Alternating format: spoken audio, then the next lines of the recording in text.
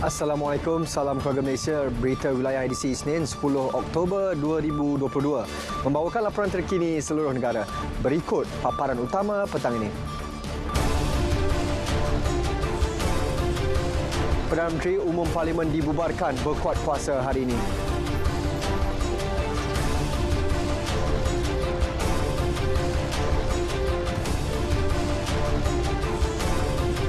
Penampang Putatan Sabah banjir, Kota Kinabalu Tuaran semakin pulih.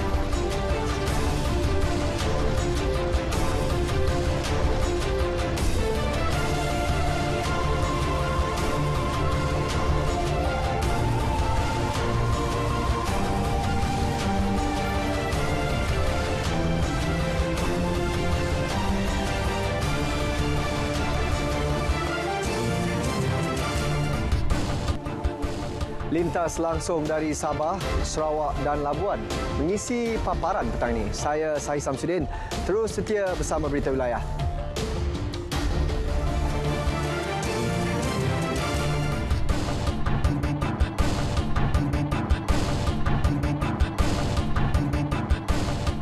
Sebelum ke perkembangan berita negeri-negeri, kita ikuti semula perutusan khas Perdana Menteri Datuk Seri Ismail Sabri Yaakob yang mengumumkan pembubaran Parlimen berkuat kuasa hari ini pada pukul 3 petang tadi. Bismillahirrahmanirrahim. Assalamualaikum warahmatullahi wabarakatuh. Salam sejahtera dan salam keluarga Malaysia. Alhamdulillah. Marilah kita memanjatkan rasa syukur kehadrat Allah Subhanahu Wa Taala, pemilik segala kurnia. Kerana dengan rahmat dan keizinannya, saya dapat menyampaikan perutusan khas pada petang yang penuh barakah ini. Terlebih dahulu, izinkan saya menjunjung kasih atas limpah perkenan ke bawah duli Yang Maha Mulia Sri Paduka Baginda Yang di-Pertuan Agong Al-Sultan Abdullah Riayatuddin Al-Mustafa Billah Shah Ibni Almarhum Sultan Haji Ahmad Shah Al-Musta'in Billah bersama seluruh perkenan Raja-Raja Melayu atas perlantikan saya sebagai Perdana Menteri Malaysia ke-9 dalam keadaan negara yang sangat mencabar tak kala itu. Pada kesempatan ini, izinkan juga saya menzahirkan setinggi-tinggi terima kasih kepada seluruh keluarga Malaysia kerana menyokong dan mendukung saya selama ini dalam melunaskan amanah serta tanggungjawab sebagai Ketua Kerajaan.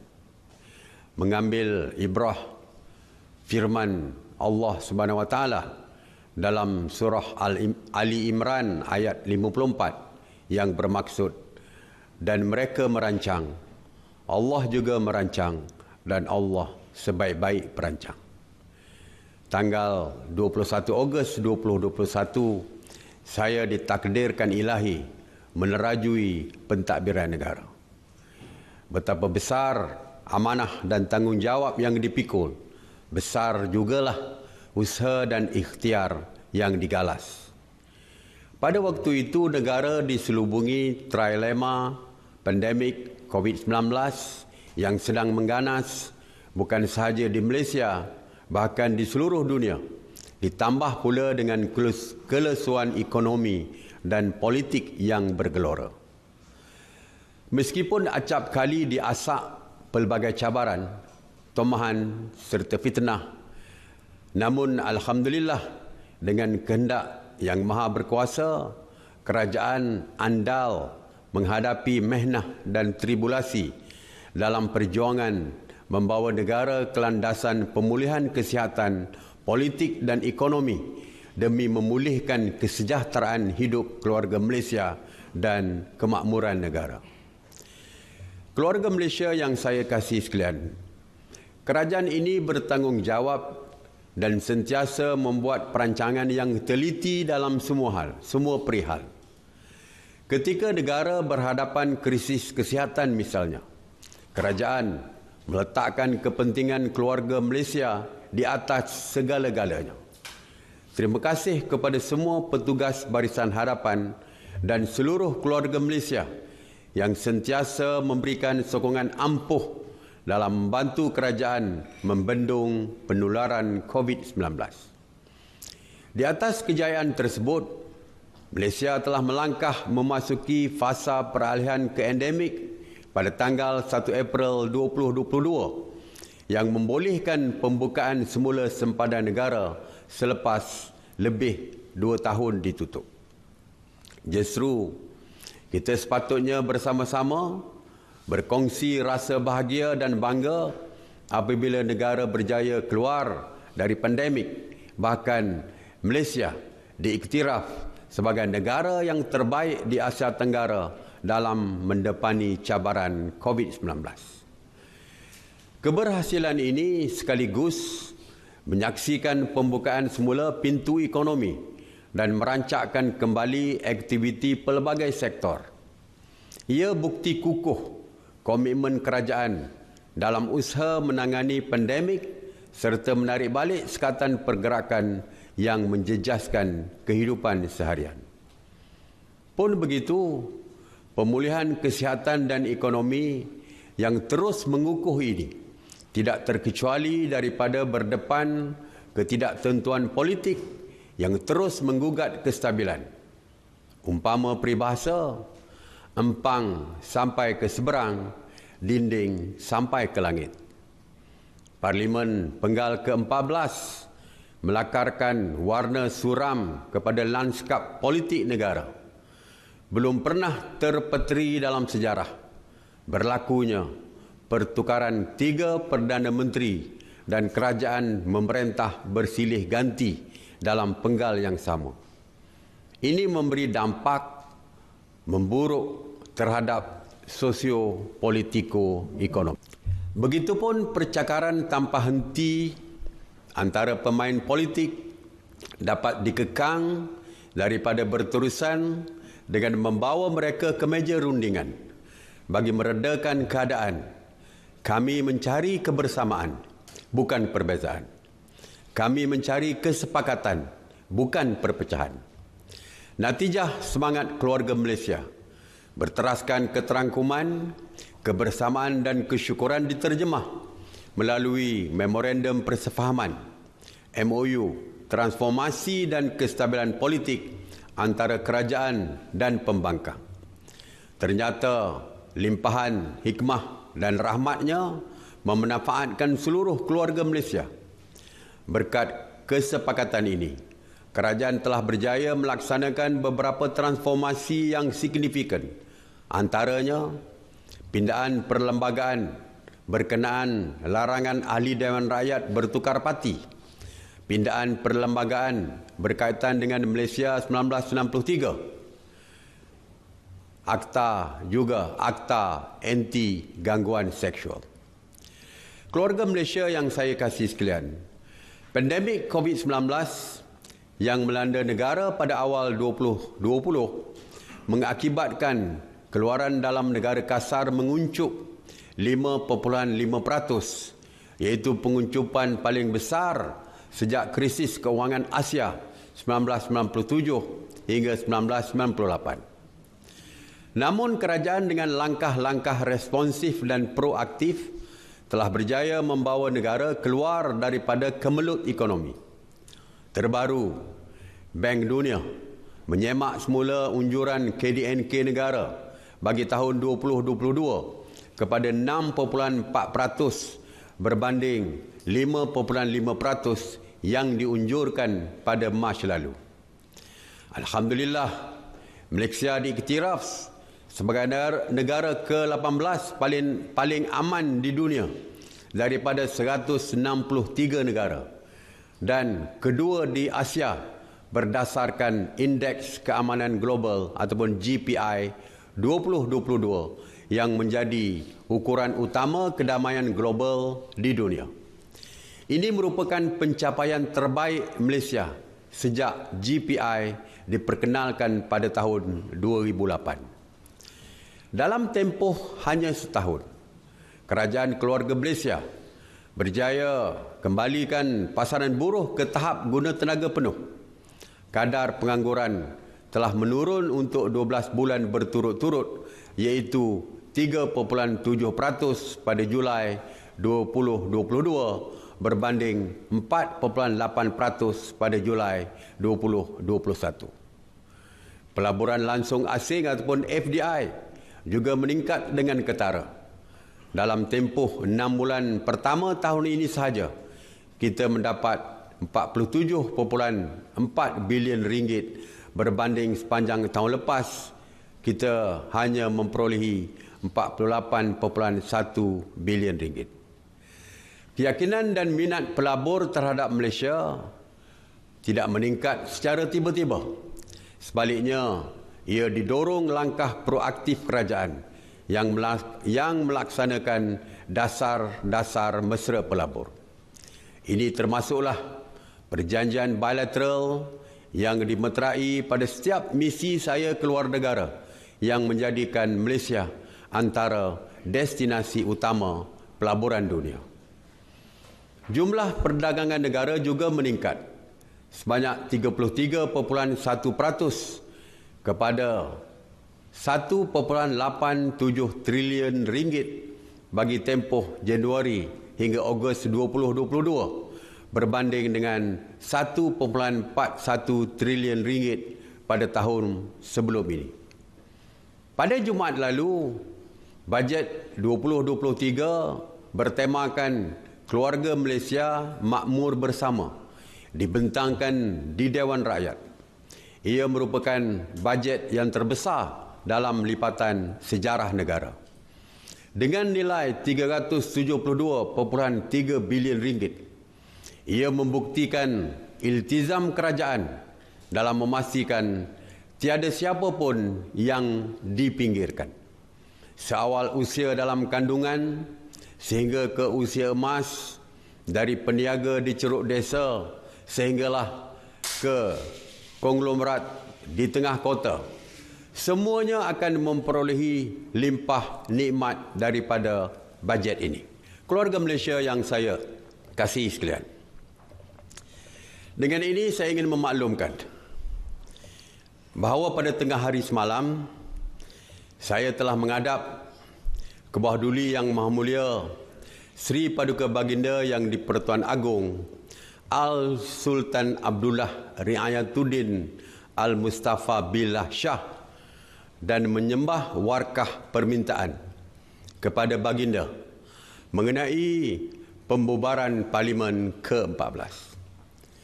Selaras dengan perkara 40/2/B dan perkara 55/2 Perlembagaan Persekutuan, ke bawah duli Yang Maha Mulia Sri Paduka Baginda Yang di-Pertuan Agong telah bertindak menurut budi bicara Baginda dengan memperkenankan permintaan saya supaya Parlimen ke-14 dibubarkan pada hari ini, Isnin 10 Oktober 2022. Saya mengisyorkan ketua-ketua kerajaan negeri, kecuali Kerajaan Negeri Sabah, Sarawak, Melaka dan Johor, supaya mengambil tindakan sewajarnya bagi membubarkan Dewan Undangan Negeri masing-masing pada tarikh yang sama dengan pilihan raya umum di peringkat Parlimen, meskipun beberapa buah negeri telah memutuskan untuk tidak membubarkan DUN masing-masing. Ia wajar dilaksanakan serentak bagi memastikan rakyat tidak terbeban selain kelancaran proses demokrasi serta menjimatkan kos. Sementara itu, penetapan tarikh-tarikh hari penamaan calon dan hari mengundi serta urusan-urusan lain yang berkaitan adalah tertakluk kepada keputusan Suruhanjaya Pilihan Raya ataupun SPR. Diundang ditampi beras, dipilih antah satu-satu. Dengan pengumuman ini, mandat akan dipulangkan kepada rakyat. Mandat rakyat adalah penawar ampuh bagi negara menzahirkan kestabilan politik dan mewujudkan kerajaan yang teguh, stabil serta dihormati selepas PRU ke-15. Proses ini berlandaskan sistem demokrasi berparlimen dan Raja berperlembagaan sebagai pasak pemerintah sejak negara mencapai kemerdekaan. Pembubaran ini dilaksanakan bagi menoktahkan suara-suara yang selama ini meratib keabsahan kerajaan pintu belakang dan kerajaan tebuk atap. Semoga rakyat menggunakan kuasa yang ada pada mereka untuk memilih kerajaan yang mampu meneruskan pelaksanaan bajet keluarga Malaysia 2023, mengekalkan kestabilan politik, memulih dan mengukuh ekonomi serta mengekalkan keharmonian dan perpaduan keluarga Malaysia yang berbilang agama, kaum dan etnik. Akhir kata, dengan penuh keinsafan,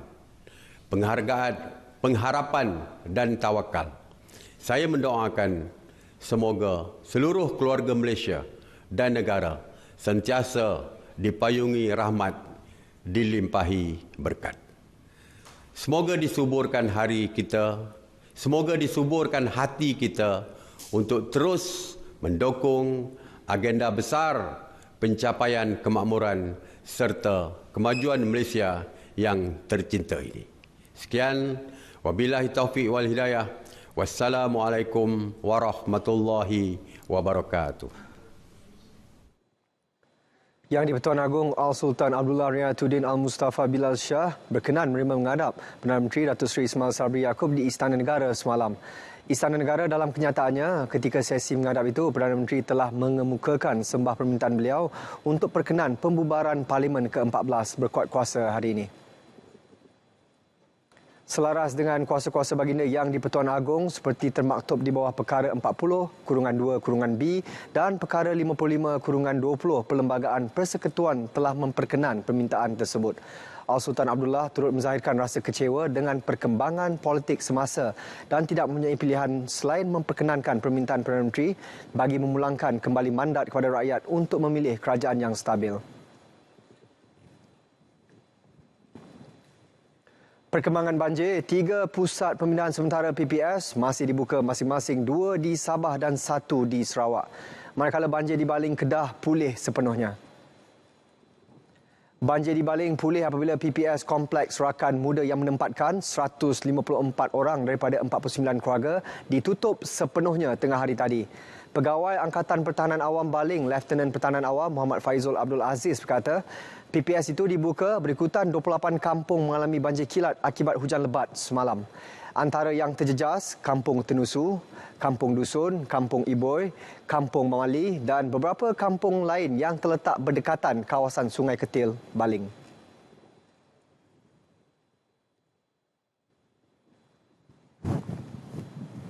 Sementara di Sarawak, paras air di 10 lokasi di 3 daerah yang terjejas banjir sejak semalam telah beransur surut. Hanya sebuah PPS masih dibuka di Kapit. 3 keluarga terdiri daripada 16 penghuni ditempatkan di PPS Asrama Kementerian Pembangunan Sosial dan Urbanisasi Kapit. Di Sabah pula, 2 daerah masih terjejas iaitu Penampang dan Putatan. 79 penduduk masih berlindung di 2 PPS. Perincian lanjut dalam laporan dari Kota Kinabalu seketika nanti. Sungai Padang Terap di Kampung Kubu, Padang Terap, Kedah terus mencatat kenaikan bacaan melebihi paras bahaya iaitu 14.01 meter setakat pukul 10 pagi tadi berbanding 13.79 meter semalam. Bacaan itu jauh melepasi paras bahaya yang ditetapkan iaitu 13.02 meter. Ketua Bahagian Sekretariat Jawatan Kuasa Pengurusan Bencana Angkatan Pertahanan Awam Malaysia APM Kedah, Major Pertahanan Awam Muhammad Suhaimi Muhammad Zain berkata peningkatan paras air sungai itu disebabkan faktor hujan di beberapa kawasan sekitar malam tadi.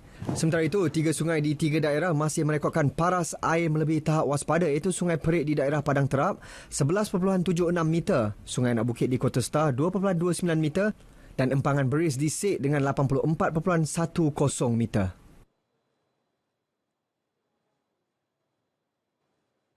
Laman Sesawang Jabatan Pengairan dan Saliran JPS memaklumkan Sungai Melaka di Batu Hampar melepasi paras bahaya 2 meter apabila merekodkan bacaan 2.56 meter pada pukul 11 pagi tadi.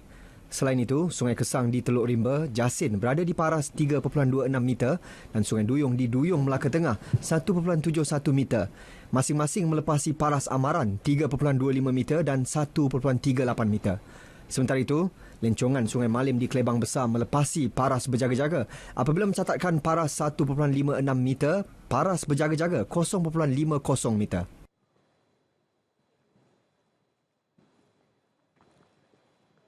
Seterusnya, kita ikuti perkembangan cuaca semasa bersama Pegawai Met Malaysia, Wan Muhammad Hafiz Husin.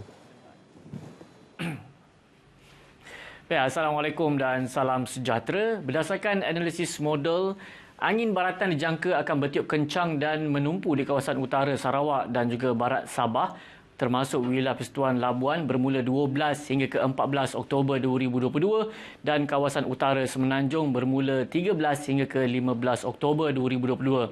Sehubungan dengan itu, pembentukan garis badai yang boleh mengakibatkan ribut petir berserta hujan lebat dan angin kencang berpotensi untuk berlaku di negeri-negeri berkenaan termasuk di kawasan perairannya dalam tempoh tersebut. Jadi, Met Malaysia telah pun mengeluarkan 2 amaran.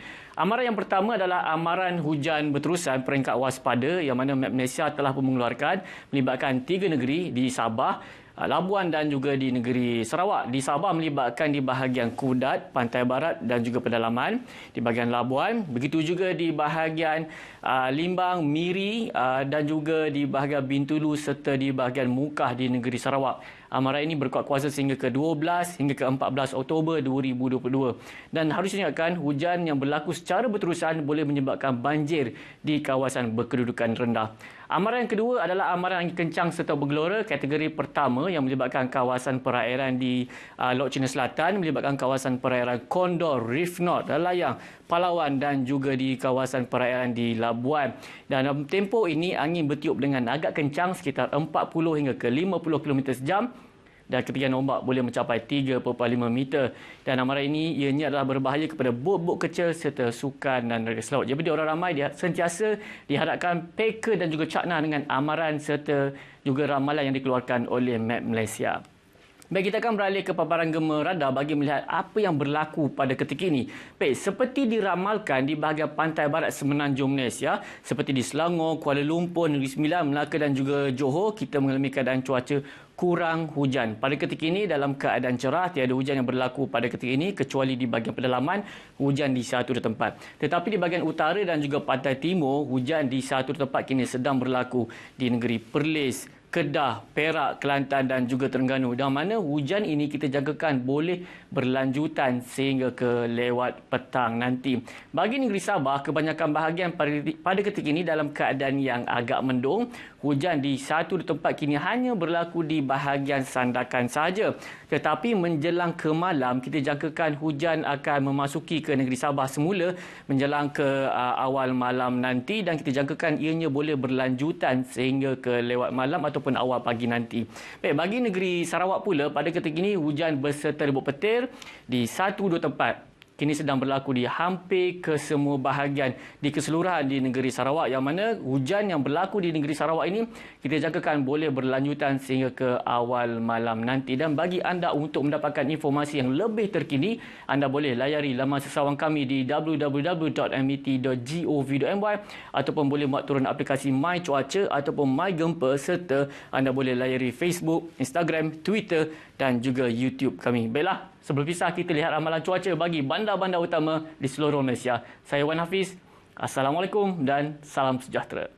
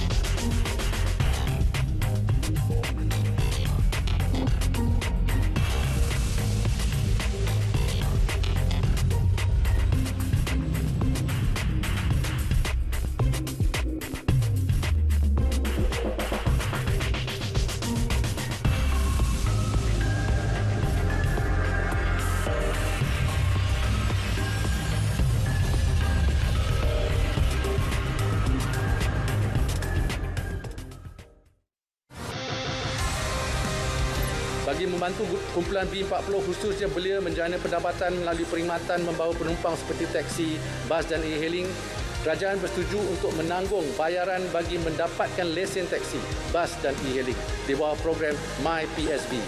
Selain itu, kerajaan turut bersetuju menanggung bayaran ujian memandu untuk lesen motosikal kelas B2.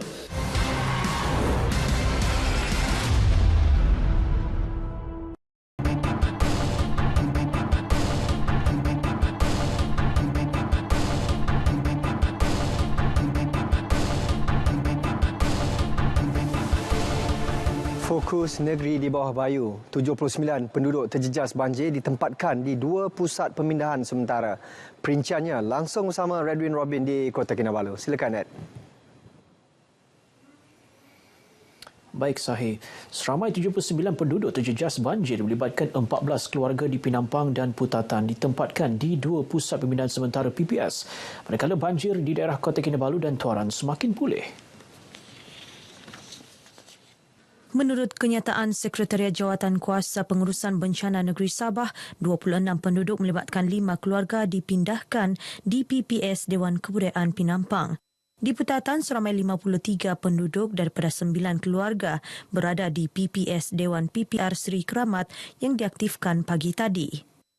Hujan berterusan sejak petang semalam mengakibatkan beberapa kawasan dinaiki air, antaranya di Kota Kinabalu, Pinampang dan Tuaran. Beberapa jalan utama juga dinaiki air menyebabkan kesesakan lalu lintas.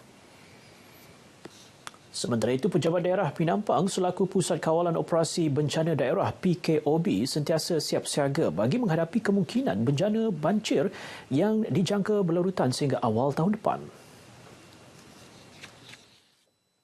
Pegawai Daerah Pinampang yang juga pengurusi Jawatan Kuasa Bencana Daerah Francis Chong berkata, pihaknya juga menjalin kerjasama rapat dengan pelbagai agensi kerajaan, antaranya Polis Diraja Malaysia PDRM, Jabatan Bomba dan Penyelamat Malaysia, Jabatan Sukarelawan Malaysia Rela, Jabatan Kebajikan Masyarakat serta Angkatan Pertahanan Awam Malaysia. Agensi kerajaan ini juga sentiasa bersiap sedia sekiranya mereka yang memerlukan bantuan ataupun diminta untuk dipindahkan, mereka sentiasa bersiap sedialah. Beliau ditemui pemberita RTM selepas meninjau PPS Dewan Kebudayaan Pinampang. Turut serta Ketua Jabatan Ketenteraman Awam, Ibu Pejabat Polis Kontingen Sabah SAP Khalid Sayon dan Ketua Polis Daerah Pinampang DSP Muhammad Haris Ibrahim. Jadi apa-apa pun kualitas selamat, dokumen ada selamat, cuma perabot dah semua rosak. Bila asal hujan lebat berlaku, rumah kami akan banjir. Saya telah apply PPR Kiba Baik ini sekian lama ada pun, tapi tidak ada cerita selanjutnya lah. Saya harap pihak kerajaan yang dengar sekarang ni, pemerintahan sekarang ni dapat dengar keluhan rakyat ni. Okay. Yang penting ya diberi perhatian. Yang semalam tu lepas kami balik dari kerja jam 10, kami kena hantarlah kami kena hantar setakat ini di Dongon saja, tidak sampai di rumah. Sebab jalan tempat kami banjir sudah. Ya sangat-sangat takut juga. Sebab dalam kan. Warga Pinampang yang memerlukan bantuan boleh menghubungi PKOB Daerah Pinampang, Balai Bomba dan Penyelamat Pinampang serta Bilik Gerakan Ibu Pejabat Polis Daerah Pinampang. Penduduk yang tinggal di kawasan berisiko bencana banjir diingatkan sentiasa mematuhi arahan pihak berkuasa dari semasa ke semasa. Ia termasuk berpindah ke kawasan lebih selamat sekiranya diarah berpindah. Menteri Pembangunan Masyarakat dan Kesejahteraan Rakyat Datuk Shah Helmi Yahya berkata, langkah itu bagi mengelak perkara tidak diingini berlaku sekaligus memudahkan operasi penyelamatan. Dalam pada itu, beliau meminta ibu bapa atau penjaga memantau ketat pergerakan dan aktiviti anak-anak setiap masa ketika banjir. Masyarakat yang mana terlibat dalam keadaan bencana banjir ini untuk mematuhi nasihat dan arahan daripada pihak berkuasa ataupun pusat kawalan operasi bencana daerah. Apabila diminta pindah, mereka juga sebaik-baiknya ikut arahan tersebut. Begitu juga kepada ahli-ahli keluarga penduduk yang terlibat dalam kejadian banjir untuk memastikan keselamatan ahli keluarga itu sentiasa dapat dipantau. Kerana tadi saya melakukan tinjauan di beberapa buah kampung, ada yang saya nampak kanak-kanak bermain air yang naik di kawasan perumahan mereka. Beliau bercakap kepada RTM ketika meninjau Pusat Pemindahan Sementara PPS Dewan PPR Sri Keramat Putatan. Aku sampai je ngemas-ngemas terus dia macam naik kan. Dia naik terus dia naik begitu. Bomba semalam hantar pergi Dewan Kampung Ketiau. Ini pun memang first time setinggi itu dengan kami. Sebab kami pun lama saya di situ. Ini mami yang kasih selamat dia, tapi dia nama dia Baby. Karena suruh bangun jam 2 subuh. Dari jam 1 subuh tu memang tinggi sudah air tu, tapi jam 2 subuh masuk sudah, jadi kami terpaksa berpindah. 252 penduduk kampung Tanjung Kapur Kudat hilang tempat tinggal selepas 20 rumah jenis tidak kekal musnah dalam kebakaran awal pagi tadi. Bagaimanapun tiada kemalangan jiwa dilaporkan dalam kejadian kira-kira 2.28 pagi itu. Kesemua penduduk daripada 44 keluarga itu kini ditempatkan di Pusat Pemindahan Sementara PPS Rumah Rehat Daerah Kudat. Penolong Pengarah Bahagian Operasi Jabatan Bomba dan Penyelamat Malaysia JBPM Sabah, Misran Bisara dalam kenyataan memaklumkan seramai 20 anggota dari Balai Bomba dan Penyelamat BBP Kudat dan Balai Bantuan BBP Kota Merudu bersama 3 jentera dikejarkan ke lokasi kejadian untuk operasi pemadaman. Operasi terkawal pada 4.21 pagi sebelum tamat sepenuhnya pada 6.43 pagi. Punca kebakaran masih dalam siasatan. Bajet 2023 yang dibentang Jumaat lalu terus mendapat pelbagai reaksi. Timbalan Ketua Menteri Datuk Seri Panglima Dr. Jeffrey Kitingan menyambut baik peruntukan berjumlah RM6.3 bilion untuk Sabah dalam bajet 2023. Bagaimanapun beliau berharap Kerajaan Persekutuan menambah jumlah peruntukan itu sehingga 25% pada masa akan datang. Jelas Datuk Dr. Jeffrey ia bersesuaian dengan geografi negeri ini yang lebih luas berbanding negeri-negeri lain di Semenanjung. Kita punya hasrat ialah supaya mungkin proportion untuk Sabah dan Sarawak harus dinaik sehingga 25%. Iaitu 25% di Sabah, 25% di Sarawak. Ya, biarlah 50% di Semenanjung. Datuk Dr. Jeffrey yang juga Menteri Pertanian dan Perikanan berkata demikian kepada pemberita selepas merasmikan Pesta Durian dan Buah-Buahan Keningau 2022 di Keningau. Dalam pada itu, beliau melihat langkah kerajaan menaikkan jumlah bantuan musim tengkuju daripada RM600 kepada RM800 dalam bajet 2023 amat bertepatan bagi meringankan beban golongan sasar.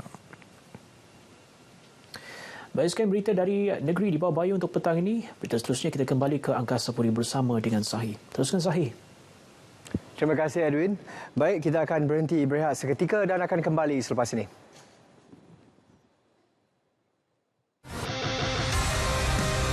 Ke arah membina daya tahan negara, kerajaan komited untuk melaksanakan rancangan tebatan banjir sehingga 2030 sebagai strategi jangka panjang bagi beradaptasi dengan perubahan iklim di seluruh negara dengan nilai keseluruhan RM15 bilion. Bagi tahun 2023, sebahagian besar projek akan dianugerahkan dengan anggaran perbelanjaan RM700 juta.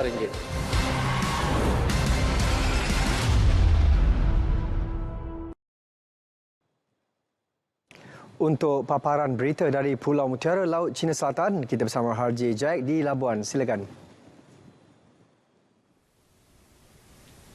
Baik, terima kasih. Pembentangan bajet 2023 menerima sambutan baik dalam kalangan ibu bapa. Perkara itu disuarakan Persatuan Ibu Bapa dan Guru di Labuan. Antara yang menjadi perhatian penambahbaikan kadar harga bagi rancangan makanan tambahan RMT serta bantuan awal persekolahan BAP kepada semua murid tanpa mengira had pendapatan ibu bapa bernilai RM150. Ini adalah satu ruang kepada semua ibu bapa membantu sedikit meringankan tanggungan ibu bapa. Dan begitu juga dengan rancangan makanan tambahan yang telah dinaikkan ke RM4. Yang paling penting adalah kualiti makanan itu sendiri kepada anak-anak murid. Kami menyokong atas bantuan dinaikkan kepada RM4 menangkan barangan di Labuan. Sara hidup begitu tinggi, diharap kerajaan pada bajet yang akan datang agar dapat ditambah lagi lah, ditambah baik. Peruntukan keseluruhan RMT berjumlah RM777 juta sementara BAP RM825 juta. Masyarakat khususnya umat Islam disaran mencontohi kepribadian akhlak Nabi Muhammad SAW dalam semua aspek kehidupan harian. Ahli Dewan Negara merangkap pengerusi Perbadanan Labuan, Datuk Bashir Alias berkata, sambutan ini bukan sekadar sambutan hari lahir baginda Rasulullah, ia juga untuk mengaplikasikan sifat-sifat terpuji dan perjuangan baginda dalam apa jua bentuk diskriminasi atas nama agama, bangsa, warna kulit mahupun keturunan. Tambahnya, antara perjuangan yang wajar dihayati adalah semangat kekeluargaan dan kebersamaan dalam kalangan umat Islam yang telah dibina sejak dahulu melalui tindakan baginda mempersaudarakan kaum muhajirin dengan kaum ansar. Ia selaras dengan tema sambutan kali ini, iaitu Keluarga Malaysia Pemangkin Kemakmuran, yang dilihat amat signifikan dengan latar belakang kehidupan selepas lebih 2 tahun berjuang memerangi krisis kesihatan dan ekonomi akibat COVID-19. Beliau berucap ketika merasmikan Majlis Sambutan Maulidur Rasul 1444 Hijriah 2022 peringkat Labuan yang berlangsung di Dewan Konvensyen Ujana Kewangan Labuan, Anjuran Jabatan Agama Islam Jawi Labuan. Majlis diimarahkan dengan persembahan qasidah, selawat dan persembahan nasyid selain tausiah Maulidur Rasul daripada Habib Syed Nakjamuddin Syed Osman dan Ustaz Mat Razali Mat Lazin yang dihadiri lebih 1,000 orang muslimin dan muslimat. Jabatan Kesihatan Labuan giat memastikan bekalan makanan kepada pengguna di wilayah ini terjamin dan selamat untuk digunakan. Mengenai isu mi sedap yang dilaporkan mengandungi kesan sisa racun serangga perosak, jabatan itu melalui Bahagian Keselamatan dan Kualiti Makanan BKKM mengambil langkah kawalan dalaman dengan menjalankan pemantauan ke atas beberapa pasaraya di sini. Jabatan itu menerusi satu kenyataan memberitahu ia bagi memastikan produk tersebut dengan tarikh luput yang dilaporkan dalam kenyataan media Ketua Pengarah Kesihatan baru-baru ini tidak berada di Labuan. Pemeriksaan data kemasukan pintu masuk juga mendapati tiada kemasukan produk tersebut ke Labuan. Walau bagaimanapun, sekiranya orang ramai mempunyai sebarang pertanyaan, boleh menghubungi Pegawai Kesihatan di talian tertera.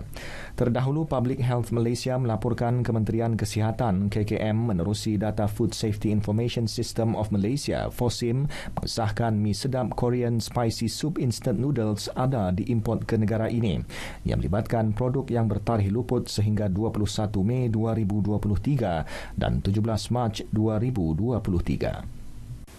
UMNO di Labuan siap siaga hadapi pilihan raya umum ke-15 pada bila-bila masa. Ketua UMNO bahagian Labuan, Senator Datuk Bashir Alias berkata, kekuatan dan gerak kerja pergerakan sayap parti dalam kalangan pemuda, wanita dan puteri UMNO dalam usaha mendekati pengundi di peringkat akar umbi khususnya golongan muda dilihat positif. Kita telah menghampiri pemuda dan juga puteri. Kita ada sayap-sayap pemuda, kita ada sayap-sayap puteri yang bertanggungjawab terhadap orang-orang muda di Labuan. Dan juga kita mempunyai hubungan baik dengan belia-belia tiap-tiap apostol di wilayah Kawasan Labuan. Beliau berkata demikian kepada pemberita selepas merasmikan persidangan mesyuarat agung tahunan Pergerakan Sayap UMNO bahagian Labuan. Dalam persidangan itu, hampir 300 perwakilan hadir pada mesyuarat berkenaan melibatkan perwakilan pergerakan wanita, pemuda dan puteri di 30 cawangan UMNO di sini. Dengan itu, sekian paparan berita wilayah dari Labuan. Kembali ke Angkasa Puri. Silakan. Terima kasih, Haji. Bagi memelihara dan memulihara keindahan serta khazanah alam Pulau Peranginan Mabul di Sampurna, Bank Islam Malaysia Berhad menerusi jenama tanggungjawab korporatnya Amal akan melaksanakan inisiatif kelestarian amal untuk alam. Ia bertujuan menzahirkan peranannya sebagai badan korporat prihatin yang mendahulukan kemakmuran untuk semua yang telah berlangsung pada 8 dan 9 Oktober. Program itu mengetengahkan pelbagai projek-projek bersifat mampan, antaranya melibatkan penggunaan teknologi hijau dan mesra alam. Menurut Ketua Pegawai Eksekutif Kumpulan Bank Islam Muhammad Muazzam Muhammad, inisiatif itu melibatkan usaha strategik sebuah badan bukan kerajaan NGO iaitu Pertubuhan Kebajikan Sedulu yang komited membantu golongan asnaf dan masyarakat kurang berkemampuan. Inisiatif-inisiatif yang dilaksana adalah pemekasaan dan memberikan impak positif pada penduduk dan alam sekitar. Antaranya pemasangan panel solar dan tandas untuk sekolah saudara Borneo, menaik taraf 20 sanitasi rumah, biodiversity Mabul projek pemantauan rumpai laut dan terumbu karang, pasar malam dan bantuan alat perniagaan.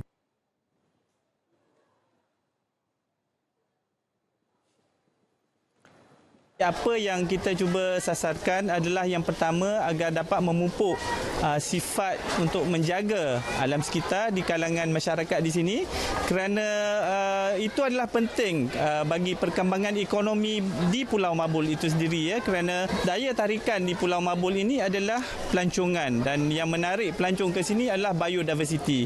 Selain daripada itu, inisiatif kita untuk membaik pulih sekolah adalah agar kita dapat menarik penduduk dan anak-anak di sini agar masuk ke arus pendidikan perdana, belajar secara formal untuk mendapatkan pengetahuan dan juga kelayakan yang penting juga untuk masa depan mereka nanti. Tambahnya, secara keseluruhan, Bank Islam memperuntukkan sejumlah RM150,000 untuk inisiatif ini. Sejajar dengan matlamat pembangunan Lestari SDG yang diperkenalkan oleh Pertubuhan Bangsa-Bangsa Bersatu PBB. Sementara itu, Ketua Pegawai Eksekutif Pertubuhan Kebajikan Sedulur, Abdul Rahman Nikman, berkata inisiatif yang dilaksanakan memberikan impak besar kepada komuniti dan usaha seumpama itu amat diperlukan agar tiada lagi golongan rentan yang terlepas pandang akan hak dan kebajikan mereka.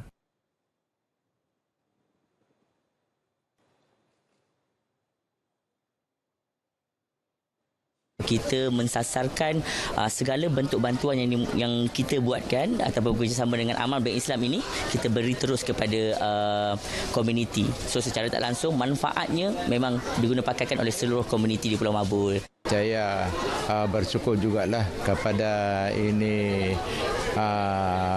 Bank Islam. Harapan saya mudah-mudahan di masa akan datang dia akan bantu lagi tambahan kepada masyarakat pulau ini.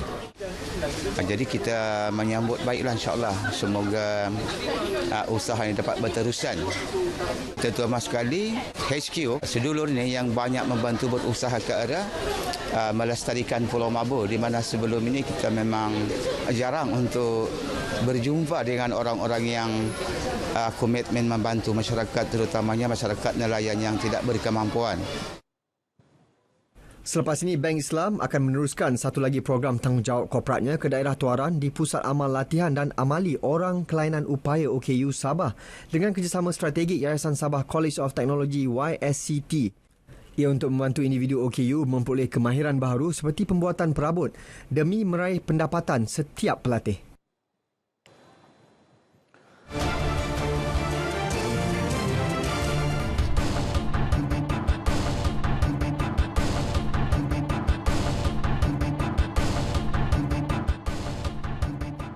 Kita ke Sarawak, antara tumpuan dari bumi kenyalang sekitar sambutan Majlis Perhimpunan dan Perarakan Maulidur Rasul peringkat negeri. Perinciannya bersama Bu Mawin. Silakan Bu Ma. Ya, Sahih. Sebelum itu kita ke perkembangan ini. Daerah Gedong akan mempunyai majlis daerah sendiri untuk mengurus tadbir aktiviti-aktiviti pembangunan daerah tersebut. Premier Sarawak Datuk Patinggi Tan Sri Abang Johari Tun Nopeng memberitahu perkara tersebut telah diluluskan di peringkat Kabinet Negeri 3 minggu lepas. Datuk Patinggi Tan Sri Abang Johari menjelaskan dengan adanya majlis daerah itu kelak, pemimpin-pemimpin tempatan akan dilantik sebagai kaunselor bagi membantu dalam perancangan dan pelaksanaan program pembangunan gedung dengan lebih berkesan. Beliau memberitahu demikian dalam ucapan majlis penutupan sambutan Maulidur Rasul peringkat daerah Gedong di Gedong. Katanya, sebuah kawasan baru juga telah mula dibangunkan di daerah Gedong, iaitu di kawasan seberang Sungai Gedong yang akan menghubungkan kawasan Ulu Gedong ke Semunjan, seterusnya ke Lingga dan kawasan pesisir di sekitarnya. Beliau menjelaskan ia adalah pendekatan pembangunan kerajaan negeri untuk daerah Gedong dan apa yang penting katanya ialah perpaduan dalam kalangan masyarakat setempat dipelihara agar perancangan pembangunan berjalan lancar. Pada majlis tersebut, beliau menyampaikan hadiah kepada pemenang pertandingan nasyid, zikir, spanduk dan perarakan kontingen. Konsep ta'ayush atau hidup bersama secara harmoni dan bersahaja dalam meraihkan kepelbagaian perlu dipertahankan di Sarawak dalam usaha mengekalkan perpaduan kaum. Premier Sarawak Datuk Patinggi Tan Sri Abang Johari Tun Nopeng memberitahu konsep berkenaan yang diamalkan di negeri ini selain saling bekerjasama dan hormat menghormati antara satu sama lain. Datuk Patinggi Tan Sri Abang Johari menjelaskan tiada siapa yang boleh menyakiti hati agama lain dengan membanding dan merendah-rendahkan kepercayaan orang lain yang tidak seagama. Beliau berkata demikian bersempena sambutan Majlis Perhimpunan dan Perarakan Maulidur Rasul di Stadium Miri. Teks ucapan beliau dibaca oleh Timbalan Premier Dato' Amar Awang Tengah Ali Hassan. Beliau dalam pada itu meniru rakyat untuk mengambil kesempatan melipat gandakan usaha ke arah kemajuan agar dapat dicapai dan segala permasalahan dapat diselesaikan. Sebanyak 145 kontingen mengambil bahagian pada perhimpunan dan perarakan yang turut disertai oleh Yang di-Pertuan Negeri Sarawak Tun Pehin Sri Abdul Teh Mahmud dan isteri Toh Puan Dato' Patinggi Ragat Kurdi Taib. Baik, sementara itu, Majlis Kesyukuran dan Zikir Maulid bersempena sambutan Maulidur Rasul peringkat negeri Sarawak tahun 1444 Hijrah 2022 Masihi turut diadakan di Masjid Al-Taqwa Miri malam tadi. Majlis tersebut disertai oleh Yang di-Pertuan Negeri Sarawak Tun Pehin Sri Abdul Taib Mahmud. Sejurus tiba Tun Pehin Sri Abdul Taib yang diiringi Timbalan Premier Dato' Amar Awang Tengah Ali Hassan menyertai lebih 300 jemaah yang dimulakan dengan solat maghrib. Majlis kemudiannya diikuti dengan zikir mahaban oleh kumpulan zikir bahagian Miri. Majlis diteruskan dengan doa kesyukuran yang dipimpin oleh Imam Besar Negeri Sarawak Datuk Mustafa Kamal Ahmad Fauzi sebelum para jemaah menunaikan solat isyak berjemaah. Masyarakat khususnya umat Islam perlu mengelak daripada cubaan untuk menjatuhkan nama baik institusi agama serta penularan pemikiran liberal. Demikian ditegaskan oleh Timbalan Menteri Pembangunan Luar Bandar Dato' Hasbi Habibullah yang menyifatkan serangan dan tuduhan itu membuktikan ada pihak tertentu cuba untuk menafikan kemampuan institusi agama dalam melaksanakan tanggungjawab mereka. Dato' Hasbi menjelaskan perselisihan pendapat dalam perkara membabitkan ajaran dan fahaman akan memusnahkan umat Islam itu sendiri yang akhirnya akan menimbulkan perpecahan.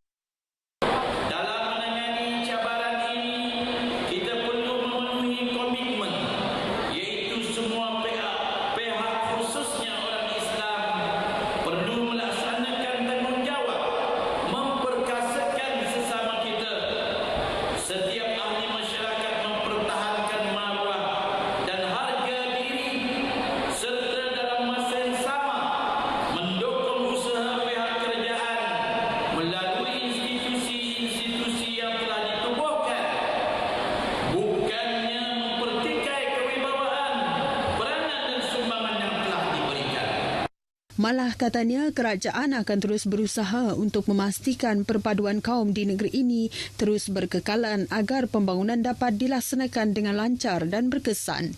Beliau menyatakan demikian pada majlis sambutan Maulidur Rasul peringkat daerah di Dewan Suara Limbang. Sekitar 5,000 orang mengambil bahagian dalam perhimpunan dan perarakan Maulidur Rasul yang bermula dari Kompleks Sukan Limbang, mengelilingi Bandar Limbang menuju ke Dewan Suara Limbang. Ia melibatkan 92 pasukan terdiri daripada pelbagai agensi persekutuan dan negeri, sekolah, masjid dan surau serta kampung. Jabatan Penyiaran RTM Limbang memenangi tempat ketiga pertandingan sepanduk bagi kategori Jabatan Kerajaan Persekutuan. Gabungan Parti Sarawak GPS akan menampilkan muka baharu pada pilihan raya umum ke-15 PRU15 akan datang. Ketua Whip GPS Datuk Seri Fadilah Yusof berkata, ini kerana terdapat ahli parlimen yang telah menawarkan diri untuk tidak bertanding pada pilihan raya kali ini. Saya dimaklumkan ada yang dah menawar diri untuk tidak bertanding lagi. Maknanya akan adalah muka baru. Berapa ramai saya pun tak pasti. Datuk Seri Fadilah yang juga Menteri Kanan Kerja Raya memberitahu pemilihan barisan calon yang akan mewakili GPS pada PRU15 adalah diserahkan sepenuhnya kepada kebijaksanaan pengerusi GPS yang juga Premier Sarawak Dato' Patinggi Tan Sri Abang Johari Tun Openg. Jelasnya GPS sudah bersiap sedia untuk menghadapi PRU15 berikutan kurang dari setahun telah menghadapi pilihan raya umum Dewan Undangan Negeri Sarawak ke-12. Jentera pilihan raya di peringkat akar umbi telah diarahkan bersiap sedia untuk menghadapi kemungkinan sama ada pilihan raya akan diadakan pada tahun ini atau tahun depan. Beliau yang juga ahli Parlimen Petra Jaya ditemui pemberita selepas merasmikan program Rindu Hati Media bersama komuniti Petra Jaya di Kuching.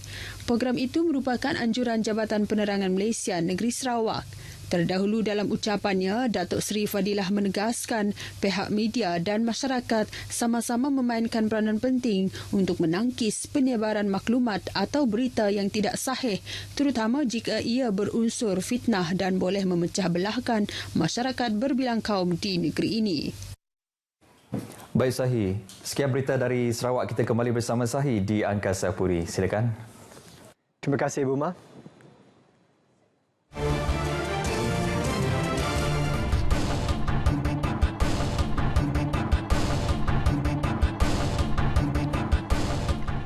Projek Tebatan Banjir Hospital Raja Perempuan Zainab II Kota Baru dapat meningkatkan taraf kemudahan infrastruktur dan perkhidmatan kesihatan yang lebih efektif ketika musim banjir.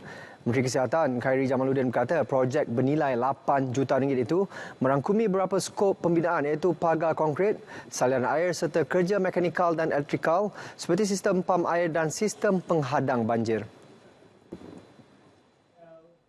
Pelaksanaan projek mengambil masa selama 30 bulan dan siap sepenuhnya Ogos lalu dengan sejumlah 14 sistem penghadang banjir turut dibina bertujuan untuk menghalang kemasukan air ke dalam kawasan hospital.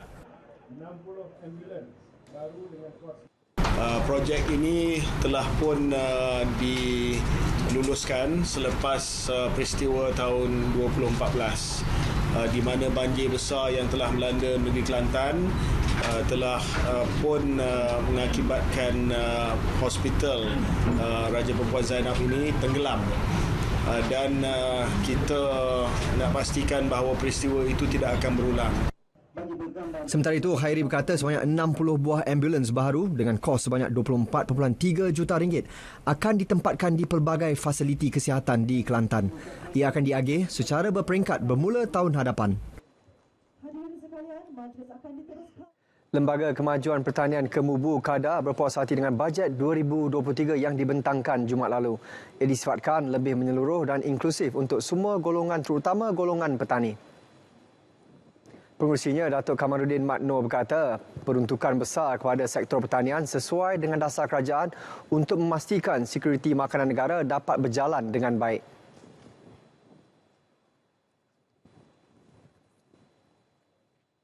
Jumlah yang diperuntukkan itu insya-Allah boleh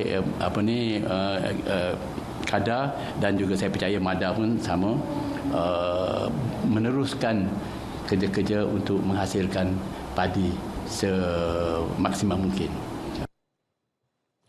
Beliau berkata demikian kepada pemberita selepas program pembangunan hasil dan zakat ladang merdeka di Kota Baru. Bantuan kepada pesawah diperkenalkan semula untuk tahun hadapan dengan memberi bantuan sebanyak RM200 sebulan untuk tempoh 3 bulan atau semusim itu bakal memanfaatkan 240,000 pesawah dengan peruntukan RM228 juta.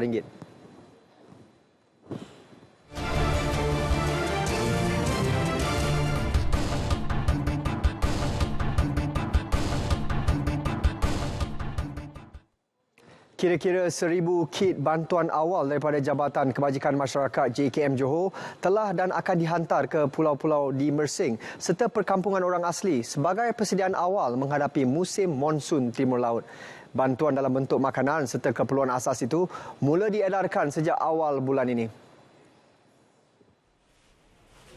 Pengarah JKM Negeri, Muhammad Hapil memaklumkan sebanyak 815 daripadanya diperuntukkan ke 5 pulau dan 3 perkampungan orang asli di Mersing. Pulau tersebut ialah Pulau Sibu, Pemanggil, Aur, Pulau Tinggi dan Besar. Manakala perkampungan orang asli melibatkan Kampung Peta, Funan dan Teoh. Baki bantuan kit tersebut dijangka dihantar ke perkampungan orang asli di Segamat dalam tempoh terdekat. Kita telah aktifkan seramai 345 orang kaki tangan. Kemudian dibantu oleh rakan-rakan kita ni daripada Sukarelawan Jabatan Kebajikan dan juga Southern Volunteer. Dan Kemudian kita dibantu juga oleh rakan-rakan kita ni, kalau misalkan berlaku PPS ni, kita telah buat mesyuarat koordinasi daripada Yayasan Pembangunan Darul Takzim, daripada LPPKN dan juga Jabatan Pembangunan Wanita dan juga Saudara Volunteer. Semua persiapan tersebut mula digerakkan sejak Februari tahun ini.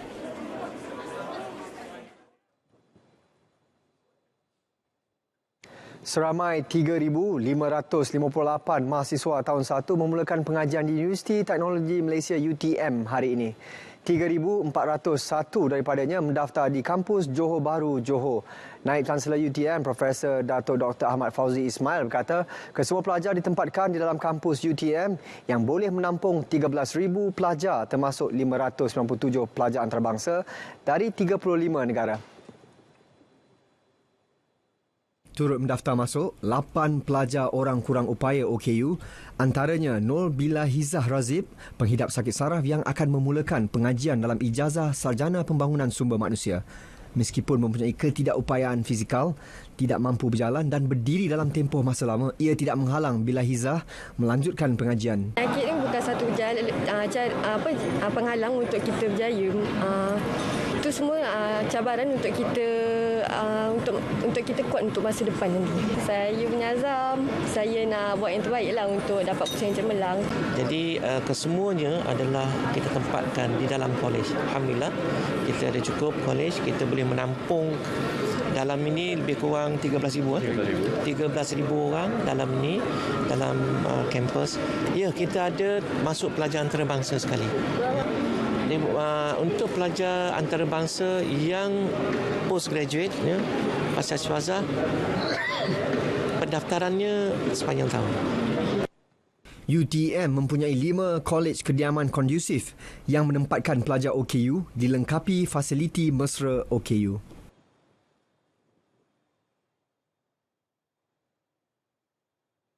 Umat Islam diseru menghayati sirah kelahiran Nabi Muhammad SAW dengan membudayakan sunnah baginda dalam kehidupan seharian. Sultan Kedah, Sultan Salahuddin Almarhum Sultan Baldisyah bertitah, amalan sunnah mendatangkan kelapangan dalam kehidupan kerana ia bersifat komprehensif, memiliki keseimbangan dan bersifat realiti dengan segala yang berkaitan manusia. Titah baginda lagi bagi memastikan keharmonian dan kesejahteraan negeri Kedah berterusan, baginda mahu seluruh umat Islam di negeri itu khususnya menghayati setiap pengajaran dan iktibar dari kehidupan Rasulullah SAW. Dalam titah sama, Tuanku Sultan Salahuddin meminta umat Islam menjadikan Rasulullah SAW sebagai suri teladan berpaksikan dengan sifat terpuji iaitu benar, amanah, fatonah dan tabligh untuk dilaksanakan dalam kehidupan seharian. Baginda bertitah demikian pada majlis sambutan Maulidul Rasul peringkat negeri Kedah tahun 1444 Hijrah 2022 di Alostar. Berangkat sama Raja Muda Kedah Tengku Sarafuddin Baldisyah Sultan Salahuddin.